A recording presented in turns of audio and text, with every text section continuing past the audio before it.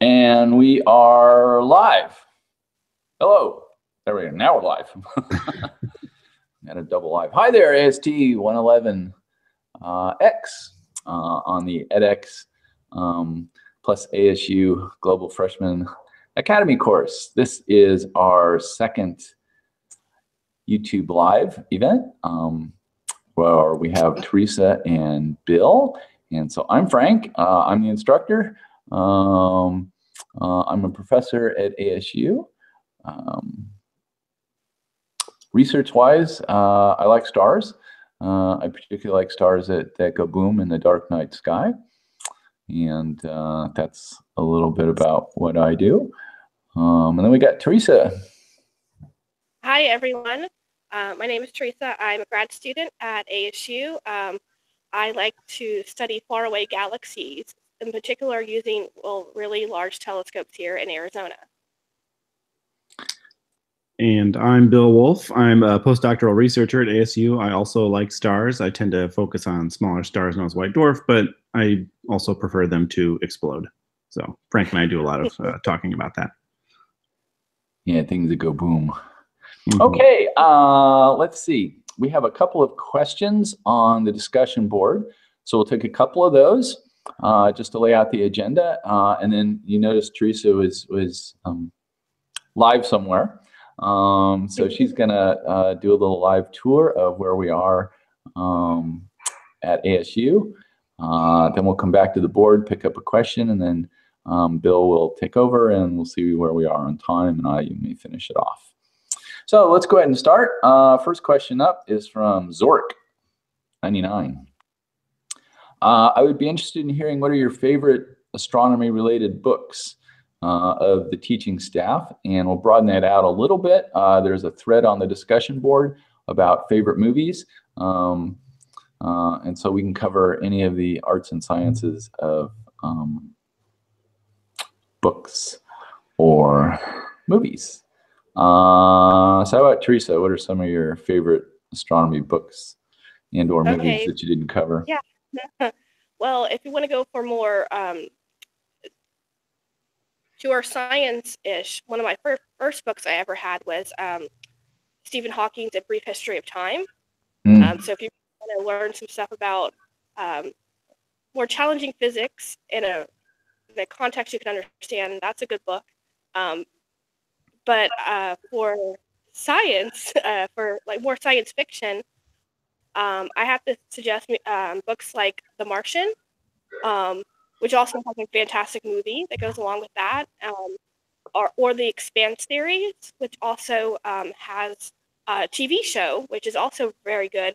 The reason I enjoy these types of books is because they're more, they get the science pretty good in these kind of books. So you get more realistic of how, and like the Expanse series, how it would be, how your body would react to actually living on an asteroid and stuff like that.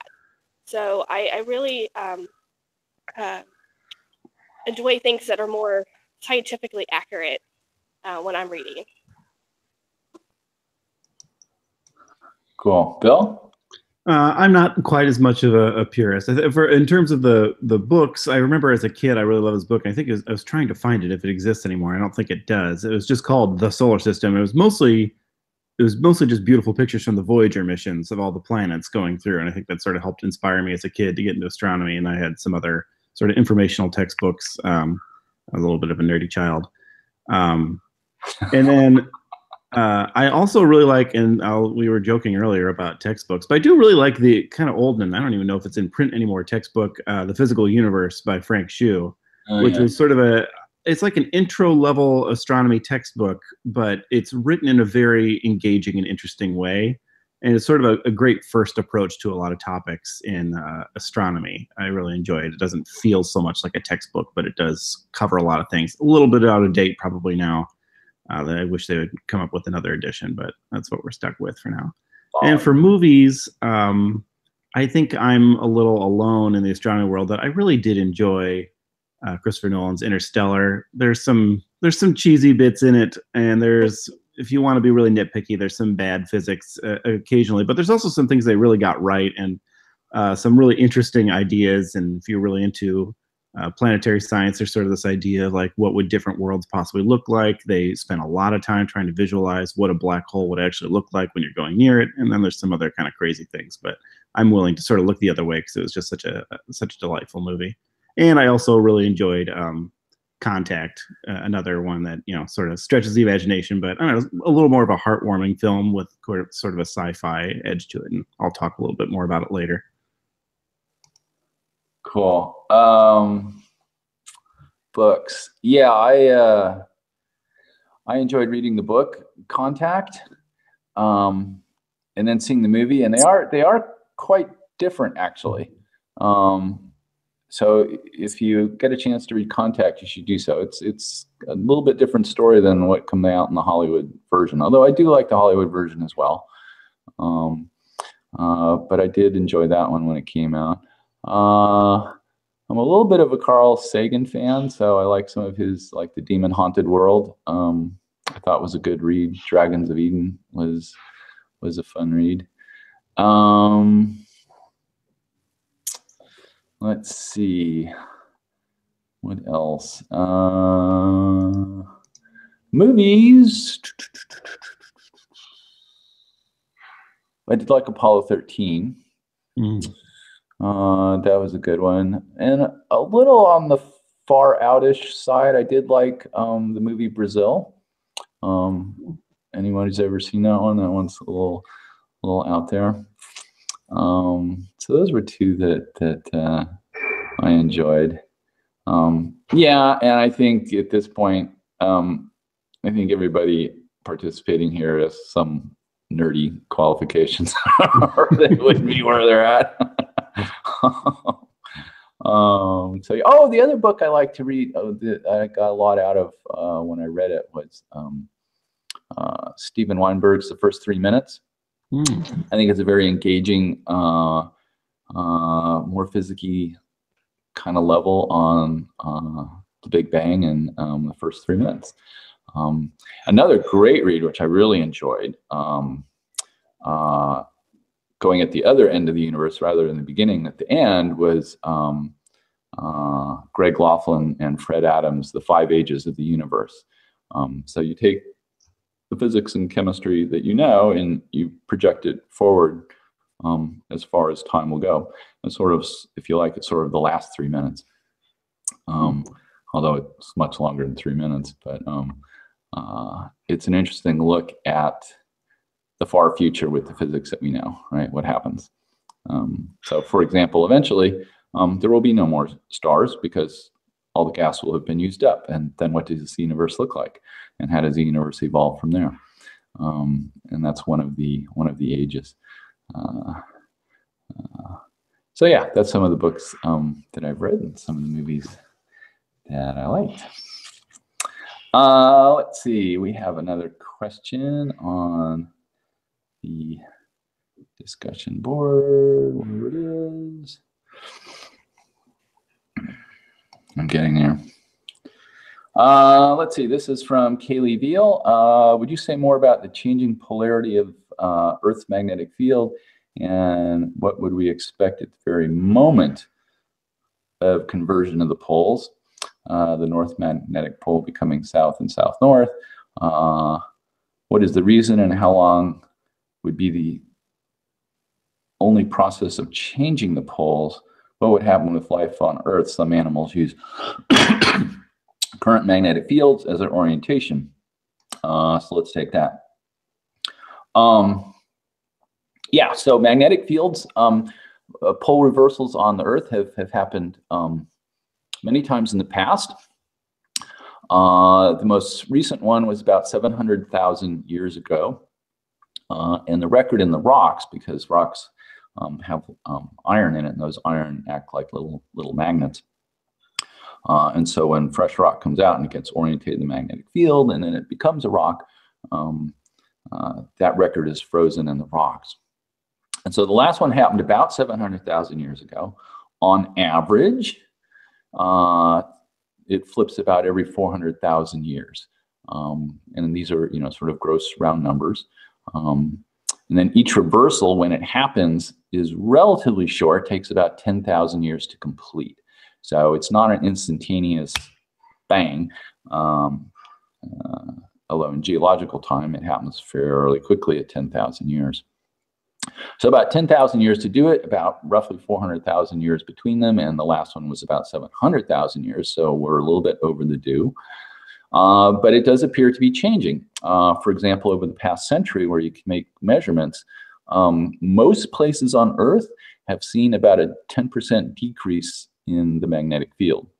And nobody knows if this perturbation will die away, or whether it's the onset of another magnetic field reversal. So what causes the fluctuations in the magnetic field, both in direction and magnitude, is commonly believed to be rooted in the sort of chaotic, turbulent nature of convection that operates in the Earth's core. So usually when newly generated magnetic fields, they sort of line up with the existing fields. But every now and then, a new field will line up in the opposite direction from the turbulent processes. And this weakens the net magnetic field on Earth. And over time, this new opposite field can grow, further weakening the magnetic field. And if this growth continues, then that is the origin of the north-south flipping. And so eventually, at one point during the flip, you'll have equal north, equal south, and Earth's net magnetic field will be zero, letting in a few more cosmic rays and other stuff because we won't have that magnetic cocoon, and then it undergoes the reversal. But it's unpredicted. It's not predictable because of the turbulent nature. So whether we are at the onset of a reversal or not, we don't know, but we'll find out. But yes, Earth's magnetic field is decreasing right now in most places on Earth. So we shall see. Okay, and we're going to save the third question for a little bit, and we'll let Teresa describe some of the great stuff we have at Arizona State University. Hi, everyone. So I'm actually right now in one of our newer buildings here on campus where we have this amazing display from the Center for Meteorite Studies. The Center for Meteorite Studies here at ASU is the largest university-based collection of meteorites in the world. So we have quite a few. There's actually a secret vault somewhere that I can't tell you about where we have tons more than what I'm going to show you today. But I'm going to take you on a brief tour around of some of the cool things we have and talk about how we find meteorites and some of the different types we have. So I'm going to actually flip around my camera here. All right. Okay. So this first case we have here, which I'm showing you, is, well, it looks like we're in the desert, which in Arizona, we do live in the desert, but it's also a great place to find meteorites. So looking through this case, you might notice that some of the rocks appear darker in color. Those darker rocks have a nice fusion crust, which the meteorites get when they come in through the atmosphere. And those are meteorites, the darker ones. So that's one reason we like the desert so much to find meteorites, is because they're easier to find. Imagine trying to go to a jungle and look for a meteorite. It would not be easy, right? You have the terrains changing all the time, where desert landscapes, they're more open, the terrain doesn't change as quickly, so it's easier to find meteorites. You can also notice in our little case here, we also have some nice creatures that also live in the desert here in Arizona. So from one hot desert, our next case that I'm going to show you is a cold desert. So going to the bottom of the globe, we're going to make a trip all the way down to Antarctica. You might notice we have some nice little penguins hiding around. And all of these rocks actually came from Antarctica. So the first ones I'm showing you right now aren't meteorites, they're actually just rocks from Antarctica that have been weathered. And you can see the cool weathering pattern you get from the environment there. But here in the middle, these three meteorites were actually found in Antarctica. Now, the reason we only have 3 in our collection is because several decades ago they passed a law, and so there's actually only one group who goes down every year and collects meteorites. And so Antarctica is one of the best places in the world to find meteorites because, again, they stand out against the white surface, and they're preserved. They're frozen, so they're great preserved meteorites. And we send people down every year to collect them. Actually, the people who go get to camp out on the ice for a few weeks and then ride around on snowmobiles. So it sounds like a lot of fun. I want to go do it. But all of those meteorites that get collected are sent back to the Johnson Space Center and cataloged, and then people can apply to do research with them. So it's a really great program, and it's one of the coolest places to go find meteorites, really. It's cool there. All right. So these are one couple of places where we go hunting for meteorites. There are people who full-time job is to hunt for meteorites. All right, so the next area I'm going to go to is I'm going to show off some of our, here at the Center for Meteorite Studies, we have certain meteorites that we show off to the public. So we call them touchables because we allow people to touch them. So these have actually been touched by thousands and thousands of people. So the first one I have here is a nice example of an iron meteorite.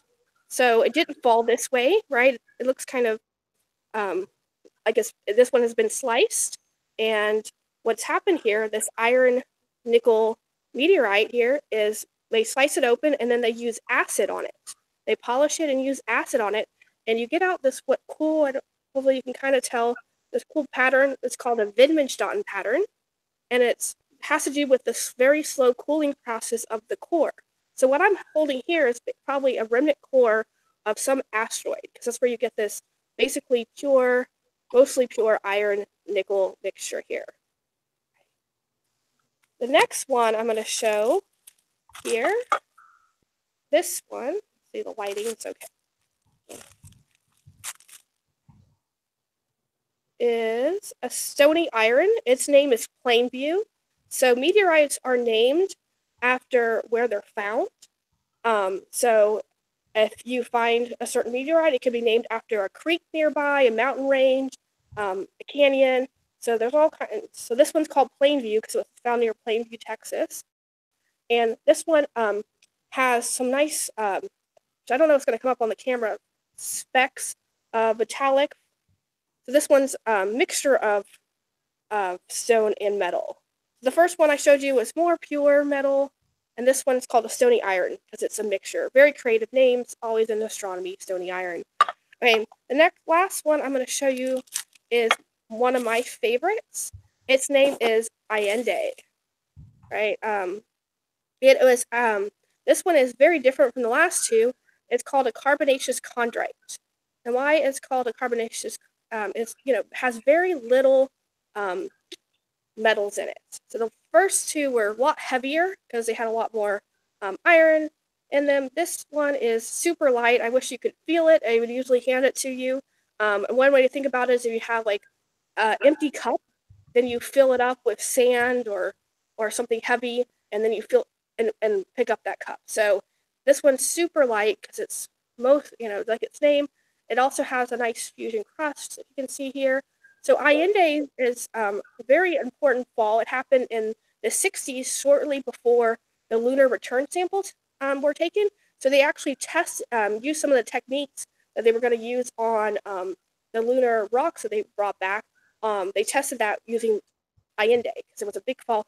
And this particular rock is really important for understanding the early solar system, because this type of rock, the carbonaceous chondrites, formed early on in our solar system and have been basically frozen in time. So we can really better understand how our solar system was from the very beginning by studying meteorites. All right, so the next case we have here is kind of a hodgepodge of collection of some recent falls that we've actually had here in the US. So yes, meteorites still hit us all the time. Now, they don't hit any particular spot more than any other, right? The Earth is mostly covered in water, so most meteorites, fall in the water. but we're still getting stuff, and most of them are small things that aren't going to do hopefully too much damage unless they hit someone, right? Now here in Arizona, not too long ago, we had a fall. So a fall is when you actually see the meteorite fall. So you go out, you see the fireball, you go out and you try to collect it. So we had people here at ASU go out and collect one. So it was actually fell on a local Indian reservation, so they had to get permission. They went out with people from the tribe. So this is one of the little pieces they found. Nothing spectacular, but it's pretty cool to actually see a fireball and go out and collect it. So next, I'm going to actually show some of the most beautiful meteorites there are. These I think impress people the most. These are called pallasites. Cool. And these have, you can still see that it has a nice iron nickel structure around the silicate. The silicate in this case is olivine, and a lot of these are dim quality. So people used to take these and make jewelry from them. People always want to say, oh, I could take that and put it would be a beautiful cabinet for my kitchen. And I'm like, yes, but it would be very expensive because especially to get this kind of quality. Not all meteorites have this kind of quality of olivine inside. So, cool. And so far, all of the meteorites we've been looking at are from asteroids. So that's what's going to hit us most of the time, is we're going to get pieces of space rock that falls from asteroids. And again, we could get all kinds of samples that tell us all about the history and the formation. But we also have in the collection here some meteorites not from asteroids. They're here. The next one I'm going to show you is actually from the moon. So this is a piece of the moon that wasn't collected during the Apollo missions. This one was actually something a long time ago hit the moon, and then a piece of it broke off and it made its way here. And I always love the moon meteorites because I always feel like they look like they should be from the moon. I don't know why, but to me that just looks like a piece of moon. So this was a really beautiful one that got donated recently to the collection here. So lots of the collection, a lot of it, the main comes from donations like this. So, but besides the moon, well, we have actually a couple more all the way down here. This is another piece of the moon. Also looks like, I would say, that was, moon rock. But my favorite, though, are we actually have Martian meteorites. So see if I can get it, because they're in a nice case here, so I don't have them. But these are actually meteorites from Mars. So think about that, right? We haven't done any kind of return sample from Mars yet, but we actually have pieces of it that we can study because of meteorites. So hey, these Teresa, are, yeah. How do we know those are from Mars? Oh, so that's a great question. So we can test. So we know what the atmospheric composition of Mars is from the different missions we've sent, and we can actually test there's gases trapped inside that match what it is from Mars. So from our, the rovers and the orbiters that have taken measurements, we can directly compare. So, and all of these are from the same fall. So even though we have multiple pieces, it's not like we get a bunch of pieces from Mars. It's all came from the same meteorite. So actually the rovers on Mars see meteorites and have stopped at meteorites and studied. So there's meteorites on Mars, just like here. All right. So those are some other cool meteorites we have. I'm going to move over. The next case we have here are pieces of the asteroid Vesta. So Vesta, we have recently had a mission to it to map it. And so we have here some interesting pieces in our collection that are from Vesta.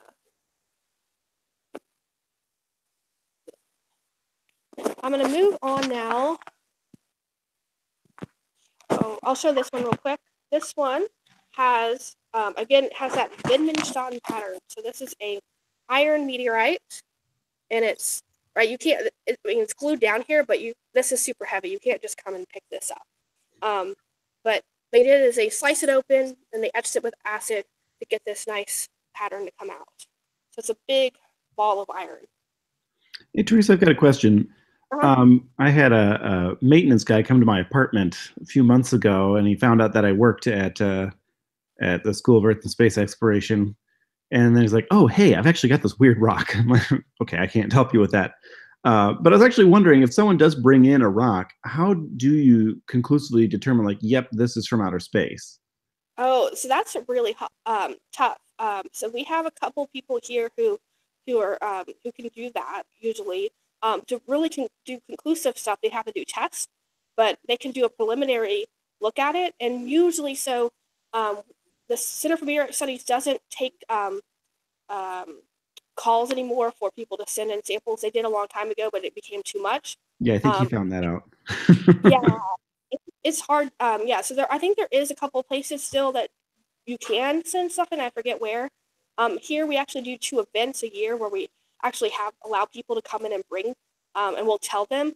But we call those, but most of them are meteor rocks. So maybe it's magnetic. Just because it's magnetic doesn't mean it's meteorite, right? There's plenty of rocks on Earth that are magnetic, as we Frank just discussed. But and then there's plenty of meteorites, like I showed before, that don't have any metals in it, so they wouldn't be magnetic. And then some of the meteorites, I'll show you one where it confuses people. Right here, this one's called Norton County. This looks like a piece of concrete, right? So people bring in stuff like that, and so usually they don't look like this. So usually you need an expert who can tell pretty quickly whether it is or not. And if there's any doubt, like if they actually think it could be one, then they have to do a follow-up test to be sure. I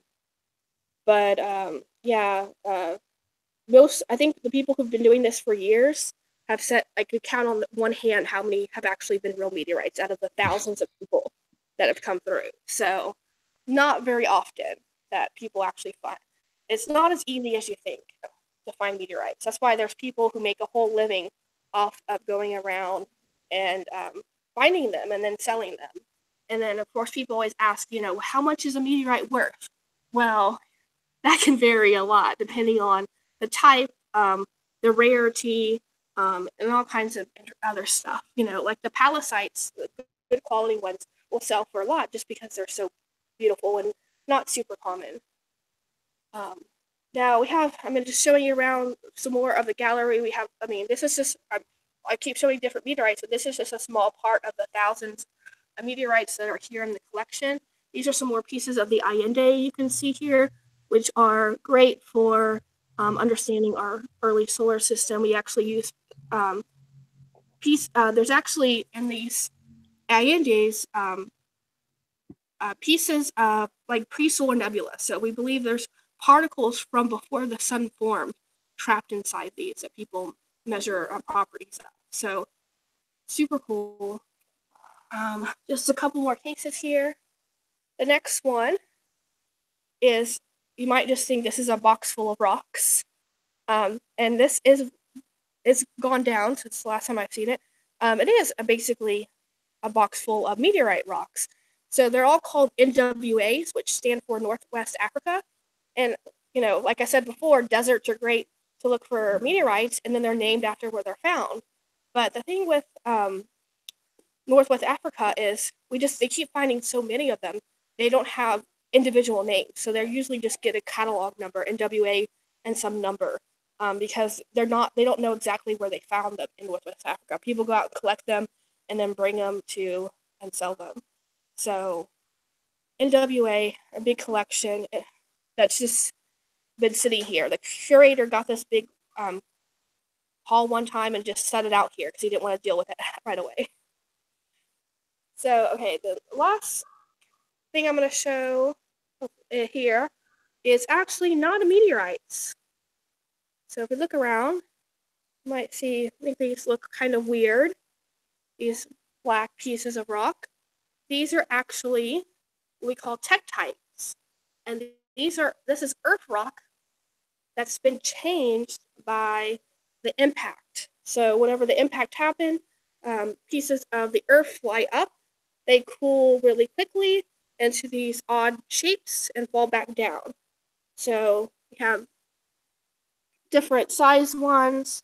Some look like raindrops. Some over here, they look like buttons. Okay. So, and then on the very bottom, we actually have some glass, right? So whenever you heat up sand, you get glass, and that's what's happened here. Is whenever a meteorite hit the desert, it caused glass to form. Okay.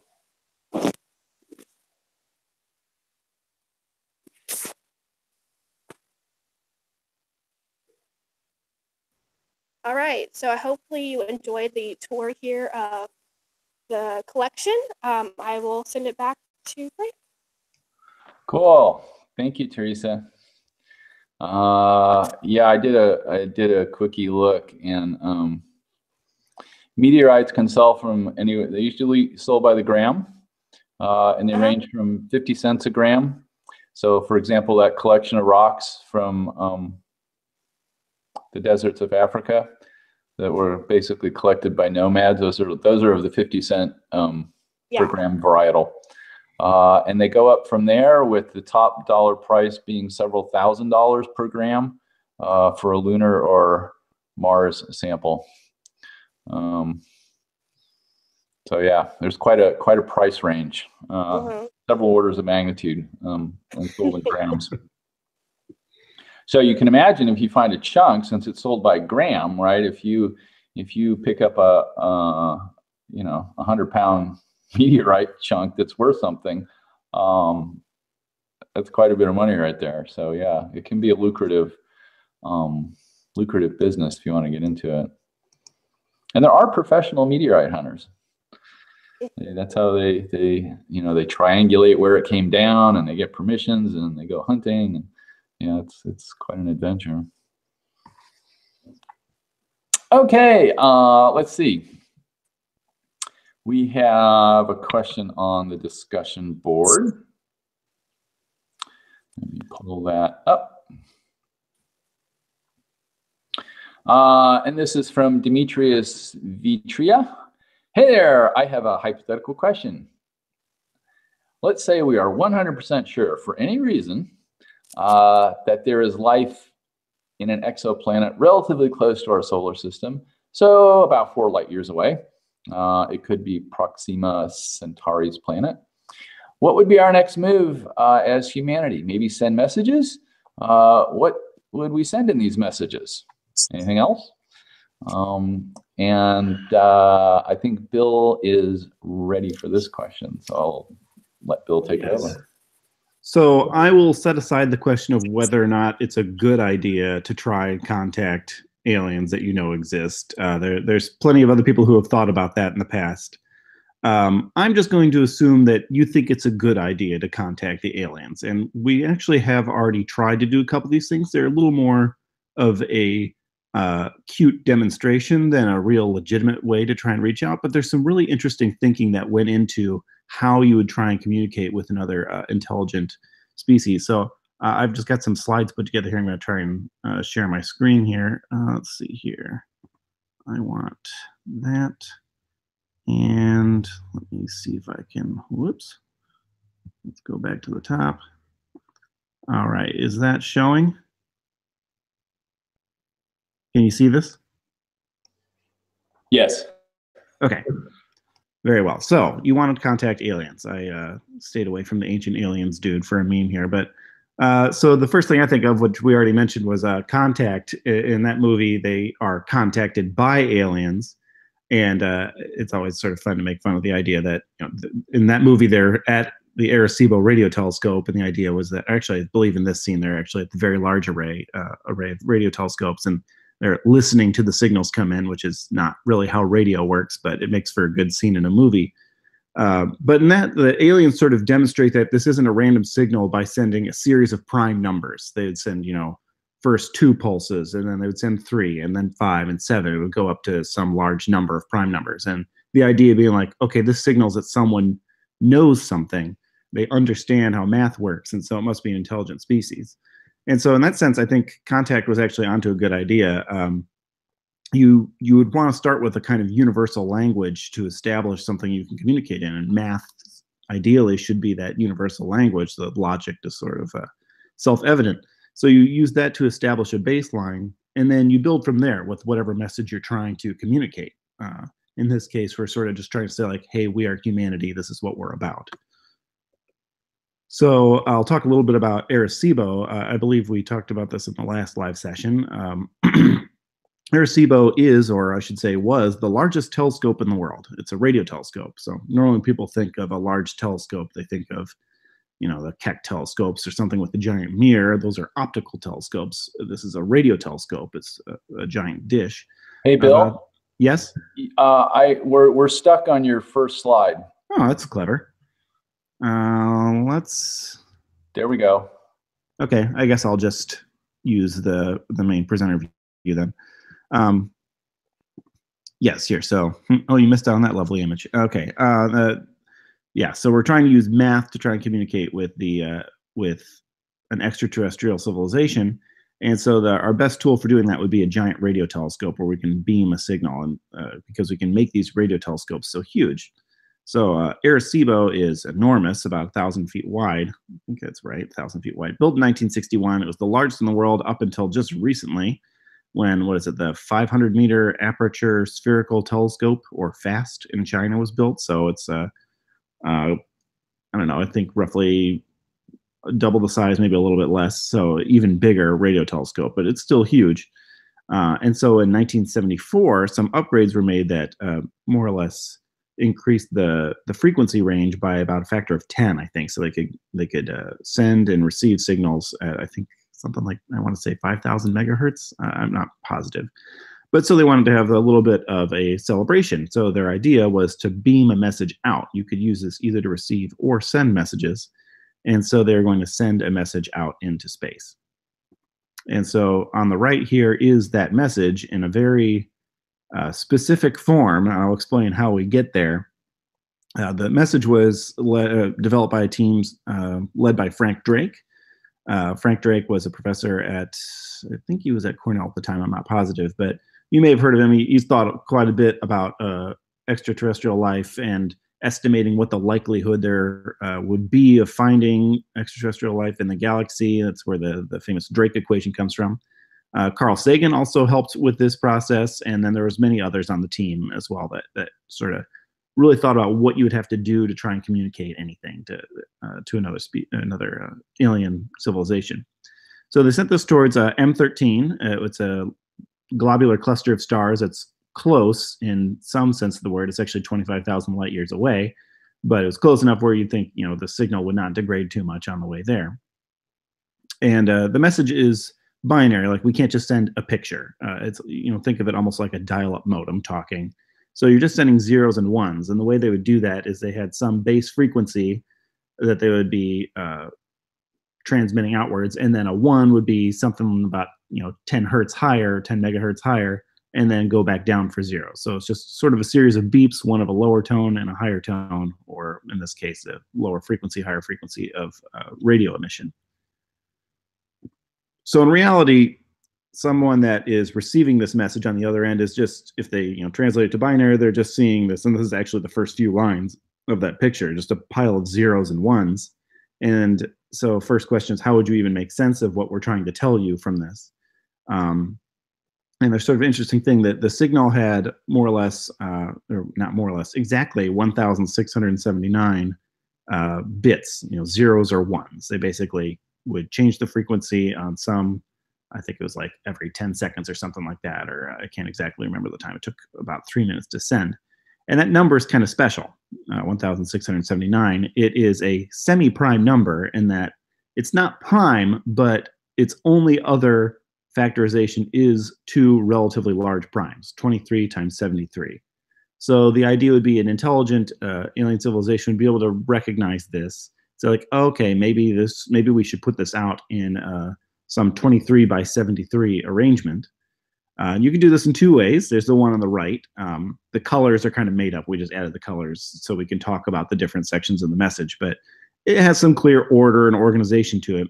You could also try and do it the other way, where instead of going 23 across and then 73 rows, you could do 23 rows of 73 across columns, and then you get that thing on the bottom, which looks a little bit more jumbled and worthless. So I guess the idea is that an intelligent civilization would be able to figure out, like, okay, probably this other arrangement on the right is what's actually useful. So then what the message is just this sequence of things sort of building up to more and more information as we go from top to bottom. So I'm going to sort of go through each of these. The beginning will take a little bit because we have to explain some ideas, but it's pretty clever what they've done in this, with just 1,679 bits of information, one kilobit, not even a kilobyte. So they start really simple. The idea would be just, let's establish what numbers are. And so it kind of looks like nonsense, this row of white shapes here, but they're actually introducing the numbers. So every time there's one of these lower dots here that I've indicated with the arrows, that's just saying, like, this is a new number that I'm dealing with. So it doesn't really signify any information other than the number starts here. Then the first spot above it, can you all see my mouse? I'm not sure. This first one here where I have 2 to the 0 equals 1, if that block is white, visible. The mouse is visible or no? Yes. Okay, good. So this signals that we have a 1. This one above it means 2, and the one above that is 4. This is sort of setting up a binary number. Like, we're used to thinking in base 10, where the very first number indicates how many ones you have. The next one indicates how many tens you have and how many hundreds you have after that. Well, in binary, it's powers of 2 instead of powers of 10. And then you just sort of add up all the numbers. So this first one has 1, 2 to the 0, and 0 of anything else. So this is the number 1. The next one has 0, 2 to the 1, and 0, 2 to the 0, and 1, 2 to the 1. So it's the number 2. And then this third one here has 1 of the 1s and 1 of the 2s, so it's 3, and so on. And then you can build all your way up to 7 here with these 3-bit numbers. All of a sudden, we've kind of run out of powers of 2 because we're at the top of the image. So I guess they decided the best thing to do would just start a new row. So then here at 8, we have this 2 to the 3 spot here, and then nothing here, so it's 8. And then here we do 8 plus 1 is 9, and here 8 plus 2 is 10. And so they're just sort of establishing this is how we're going to talk about numbers. It's going to be in this binary fashion. And if we want to talk about numbers in the rest of this message, this is sort of the system we're going with. It's this binary numbers. So then they sort of went straight into going into chemistry and tried to talk about what humanity is made of. And so they picked the main atoms that make up DNA in us, which is hydrogen, carbon, oxygen, nitrogen, and phosphorus. And so these are actually just these 5 atomic numbers. So hydrogen is number 5, carbon is number 6. Oops, I mixed up my nitrogen and oxygen. My bad. This should be nitrogen, so that's 7, and oxygen is 8, and phosphorus is 15. And so they're just saying, like, these are important elements. Hopefully they'll understand that the atomic number of an element is the most important thing of it. Again, it's not exactly obvious, but it's kind of like an escape room. Hopefully they can figure out the puzzle that we're making for them. And then right after that, they just go and show them how to make all the main nucleotides, or the base sugars and acids and whatnot in DNA. So then we've established the ordering that we care about: hydrogen, except for I haven't, hydrogen, carbon, nitrogen, oxygen, and phosphorus. And now they're actually showing the formulae for these. So all of these little green drawings here are different molecules. The one on the left here happens to be deoxyribose. So here we're going to keep the same order, which again I have wrong. Sorry about that. But so in this case there were let's see here, 5 hydrogen. Let's see, 7 hydrogen in this case, and 6 carbon, and in this case I have 1 nitrogen. Maybe I do have the ordering right, but the idea being you could just read it off. There's 0 of this one because there's nothing here, 0 of this one, so there's nothing here. And then the rest gives you sort of the chemical composition. So in this case, if my labeling here is right, then it's C5H7N, which is, according to me, deoxyribose. And then there's a bunch of other ones. I think there's like 7 or 8 of these little green labels here. So we've sort of already given them the basic recipe for, how to try and make a human by using these different nucleotides. So then they actually showed the double helix. I believe what we have represented here in blue is just kind of for fun. I don't think there's a whole lot of information there, but just sort of showing the shape being a double helix. But the white part is, again, a large binary number using that same technique that we had before. And it actually is a number that's about 4.3 billion, which was thought to be the number of nucleotides in the human genome at the time. It's actually a little bit smaller than that. But again, not a particularly useful recipe, but it's something that tells you a little bit about what makes us human. And then here we actually have kind of the cutest thing where you have just almost a picture of a human here. That's the red thing in the middle.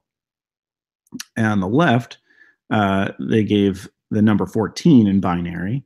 And if you multiply the wavelength of the message, it was something like 125 millimeters or something like that. That was the wavelength this message was transmitted at. Multiply that by 14, that gives you roughly the height of a human, about 1.75 meters. And like I said, the middle is just a depiction of a human, sort of get the idea of what we look like.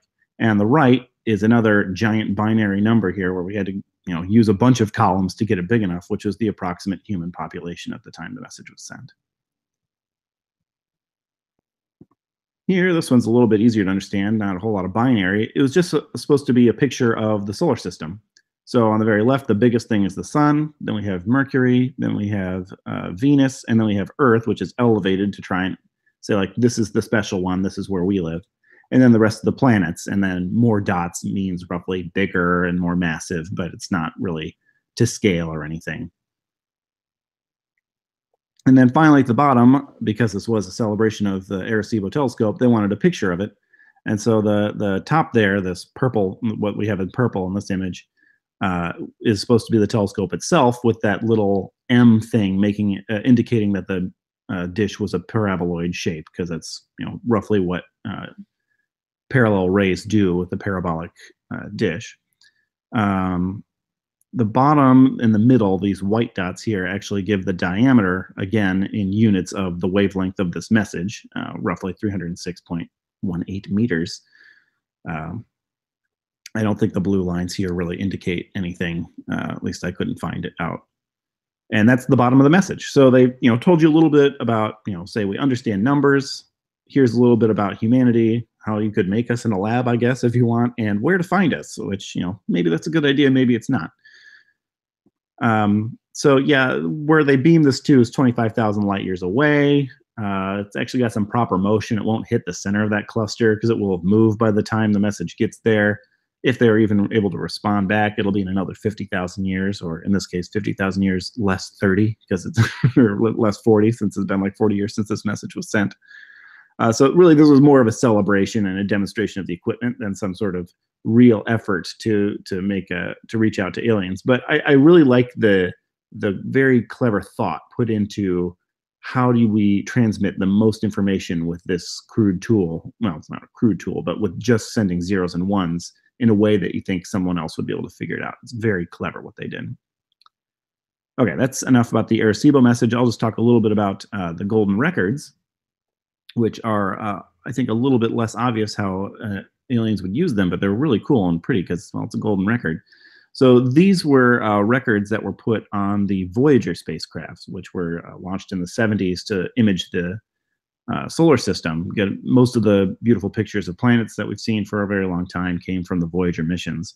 And since you're actually sending a thing out rather than sending out just photons, you could put a physical object on these. And so they put these golden records on, which have a lot of information in them. I have this quote from Carl Sagan, because he was in charge of putting these together. He said, the spacecraft will be encountered and the record played only if there are advanced spacefaring civilizations in interstellar space.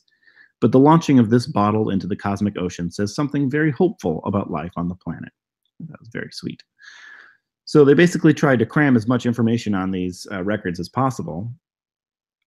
They put in a bunch of images. So in this case, it was sort of a similar means where the images are encoded in sort of a binary fashion. So you can hear, tones on the record or something. But and I think on the right here, I'm showing you the cover of the record, which I didn't go into too much research on it. It's been a while since I've looked at that, but I believe it's trying to tell people, or trying to tell any people that find it how to use this record to get anything useful off of it. So we start with a lot of images showing, some understanding of math, some understanding of physics, of astronomy, some, local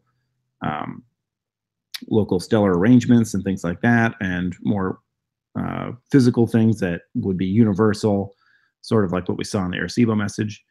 Some images of humans, some images of nature. All these things were put on there for any aliens to find. There's also a lot of sounds. All this is put on there in analog. It is like a real record that you could, in theory, play on a special phonograph. But there's lots of sounds. There's laughter. There's greetings in 55 different languages. They did take special care to make sure to have a lot of things about just nature, not necessarily humanity, but what Earth is like. They put music on there, both some Eastern and Western, sorry about that, classic songs, but also more modern things like rock and electronic. And I thought it was kind of funny that some people objected to the inclusion of, I think it was like Johnny B. Good being on there because it seemed juvenile music at the time. I think Carl Sagan said, well, there are lots of juvenile people on Earth, and then just put it on anyway. And then there's also, I thought this is interesting, 1 hour of Ann Druyan's brainwaves. Ann Druyan was, she worked a lot with Carl Sagan, eventually ended up marrying him, but they just had her think about a lot of things, and then they sort of converted the brainwaves that she was generating into an audio track on this record. And maybe if you had some hyper intelligent aliens, they could figure that all out and get a lot of information from some brainwaves. But I thought that was a very interesting idea. But so ultimately, Voyager 1 will pass within 1.6 light years of a star in about 40,000 years. Other than that, there's no real use case for no viable case for these to pass by anything that we think there would be alien life in. It was just, again, more of a nice gesture and kind of a celebration of humanity to send these things out there. But they really are just sort of this bottle in the ocean, except for the ocean is way, way, way bigger than the oceans we have on Earth. But I like the thought that went into both of these projects of what do we want to communicate and how do we communicate with the aliens. Again, not entirely sold on it being a good idea to communicate with these aliens, but if you did, these are a nice gesture. I think that's all I've got. Let me stop sharing. Okay. Cool. Thank you, Bill. Mm-hmm. You want to put the picture of the Voyager thing back up? Sure. Of the actual Voyager back of the record. Yeah, sure. Like a few comments on some of that.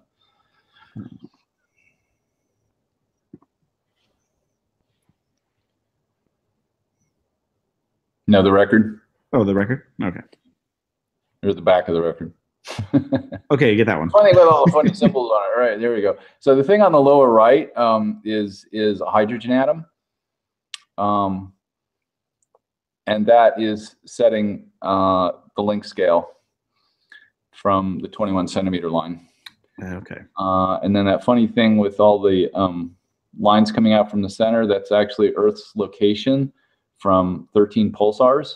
So it's sort of like using pulsars as a GPS device. And so it's pointing to where we are relative to 13 pulsars, which presumably they could see as well. And so it's a way of triangulating back to where this thing came from. And then the rest of the stuff in there is coded instruction on how fast to play that record. So there's instructions on how to play it and what the correct orientation and speed and all that stuff are in units of the hydrogen atom, 21 centimeter from the bottom. Yeah. So I thought that was interesting. They decided to put very clever things on there on where we are. Again, whether one thinks that's a good idea or not, it's a whole other topic. But it's the first, indication of using GPS like triangulating to find out where we are. I thought it was pretty cool. Yeah, all of the stuff is so clever. You can tell they spent a lot of time thinking about it. You spent some time thinking about that. Absolutely. Okay, so we're about done on our second YouTube. So thank you, Bill. Thank you, Teresa. We're in the exoplanet in this course, week 7. So the course ends on next Monday. And then the week after that is your final. And then you'll be all done, and hopefully you enjoyed the course, learned something a little new out of it somewhere along the line. The final itself will be just like all the other assignments and quizzes. It will be proctored for those who are taking the course for credit. And of course, if you have any issues with the proctoring, make sure you contact gfa@edx.org, and they can help move you forward. Okay, and with that, I want to thank you all for taking this course, and we'll see you in the future, perhaps. Thanks. Bye-bye. Bye.